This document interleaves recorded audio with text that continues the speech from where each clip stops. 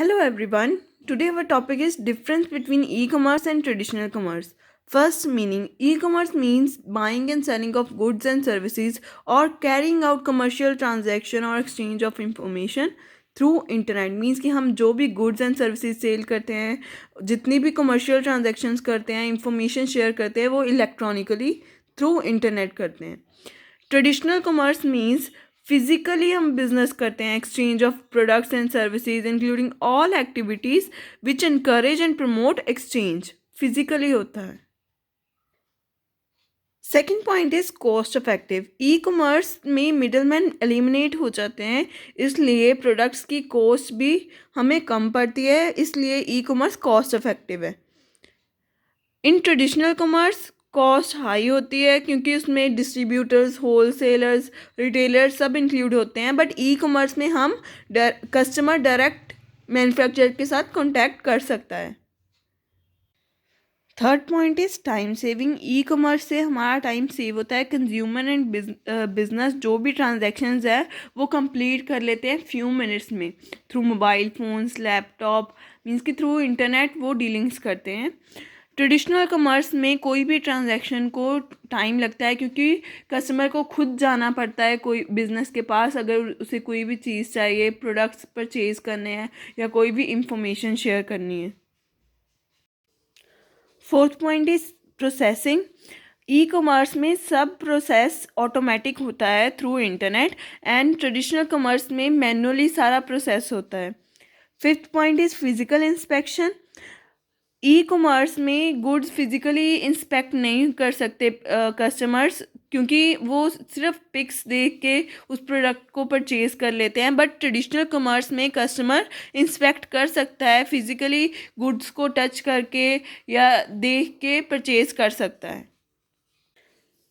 Six point is new product introduction. E commerce के through कोई भी न्यू प्रोडक्ट वेबसाइट पे अपलोड करना, न्यू प्रोडक्ट इंट्रोड्यूस करना इजी हो गया है और इमीडिएटली हमें फीडबैक भी मिल जाता है कस्टमर्स को पसंद आ रहा है या नहीं आ रहा. बट ट्रेडिशनल कॉमर्स में इसमें बहुत टाइम लगता है, पैसा भी बहुत लगता है क्योंकि हमें कोई भी न्यू प्रोडक्ट है उसके रिस्पॉन्सेस को भी काफ़ी टाइम लग जाता है.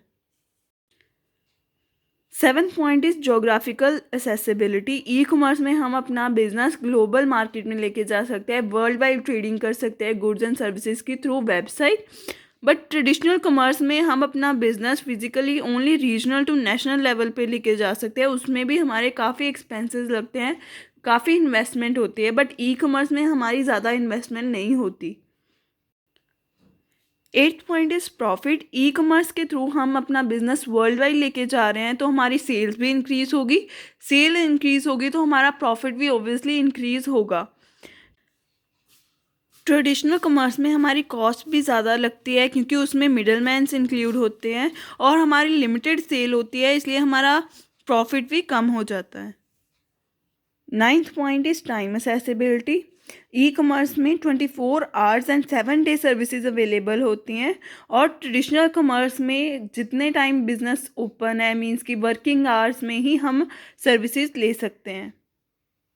Tenth point is product suitability. E commerce में पेरिशेबल गुड्स और high value item like jewellery and antique pieces वो सूटेबल नहीं है क्योंकि पेरिशेबल गुड्स की डिलीवरी लेट होगी तो वो ख़राब हो जाएंगे और हाई वैल्यूएबल गुड्स अगर हम परचेज़ करते हैं तो उसमें फ्रॉड होने के चांसेस ज़्यादा हैं.